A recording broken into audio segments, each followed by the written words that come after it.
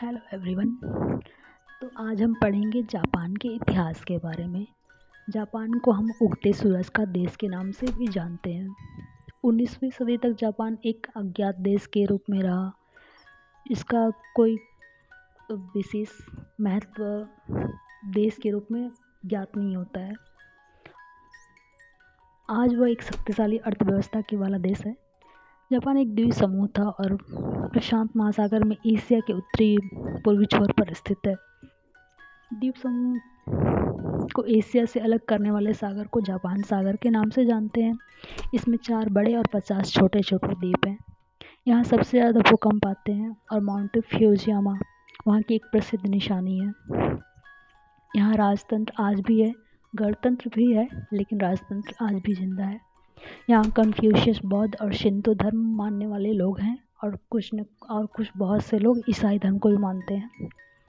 Japan के इतिहास में 12वीं सदी के अंत में शोगुनात की स्थापना हुई। वहाँ सेनापति को शोगुन कहते थे। वहीं मोरितोमो नामक सेनापति ने सत्ता संभाल ली और शासक नाम मात्र का बस रह गया। कई शताब्दियों तक जापान में शोगुनेट शासन व्यवस्था कायम रही। 16वीं सदी में जापान में आशिकागा परिवार का शासन था। इसी समय में जापान में सांस्कृतिक विकास हुआ और एक आचार संहिता वुशिदो को विकसित हुआ।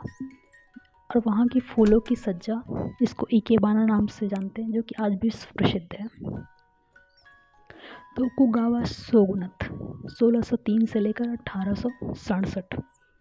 1603 में तोकुगावा इएयासु ने अपने आप को शोगुन घोषित किया और एक नया दौर आरंभ किया। इस शासन के बारे में अंग्रेज कवि पोप ने कहा था, वही सरकार अच्छी होती है जो कम से कम शासन करती है। इएयासु क्योतो से राजधानी चेंदो ले गया। यही बाद में टोक्यो के नाम से प्रख्यात हुआ। सामंतों का दमन किया गया, जिसे लुई 14वें ने फ्रांस में अपनाया था। अर्थव्यवस्था का आधार थी कृषि और इसी शासन में मुद्रा विनिमय अच्छी तरह से विकसित हुआ। तोकुगावा संस्कृति में पहले शिखर पर कुगे थे, जिसमें राजपरिवार और सामंत आते थे। उसके बाद समुराई आते थे, जिन पे बहुत सारी फिल्में भी बनी हुई हैं। सबसे निम्न वर्ग को सेनिन कहते थे। इन्हें ये अप्रिय समझते थे, जिनको छूने से मना करते थे। इनको गांव से बाहर रहने को मजबूर किया जाता था। जापान की शिक्षा पर कन्फ्यूशियसवाद का विशेष प्रभाव था और स्थापत्य कला चीन से प्रभावित थी। 16वीं सदी में वहाँ पहले पुर्तगाली, फिर स्पेन और नीदरलैंड के व्यापारी पहुँचे और साथ ही ईसाई धर्म भी जापान पहुँचा। राष्ट्रवाद से सैन्यवाद की तरफ अब जापान कैसे मुड़ता है, उसके बारे में जानते हैं। सेकेंड वर्ल्ड वॉर से पहले जापान को एक नीची दृष्टि से देखा जाता था। उसके राज्य को पीला आतंक कहा जाता था। लेकिन भारत के सुभाष चंद्र बोस की सेना ने जब जापान की मदद से मणिपुर तक पहुंच गई थी और सेकेंड वर्ल्ड वॉर के अंतिम दिनों में अमेरिका ने पहली बार परमाणु बम को हिरोशिमा और नागासाकी पर गिराया। लेकिन उसके कुछ ही दशकों के बाद जापान फिर खड़ा हुआ और अपने आप को एक सुदृढ़ शक्तिशाली अर्थव्यवस्था के रूप में उभरा। यहाँ मेइजी की पुनर्स्थापना के बारे में पढ़ते हैं। मेइजी इशिन का अर्थ है जापान में शोगुन का अंत और सत्ता को सम्राट के हाथों में वापसी। शोगुन मतलब सेनापति का सेना या सेनापति का शासन, और उसके बाद मेइजी मतलब राजा का शासन। 1867 में नया तोकुगावा केइकी शोगुन बना। इसी समय सम्राट भी बना और मुत्से हिंता और सामंतों ने सत्ता वापसी की घोषणा की। शोगुन केइकी ने राजधानी छोड़ दिया और नई शपथ के साथ नया मेइजी काल शुरू हो गया। जापान ने आधुनिक युग में प्रवेश लिया।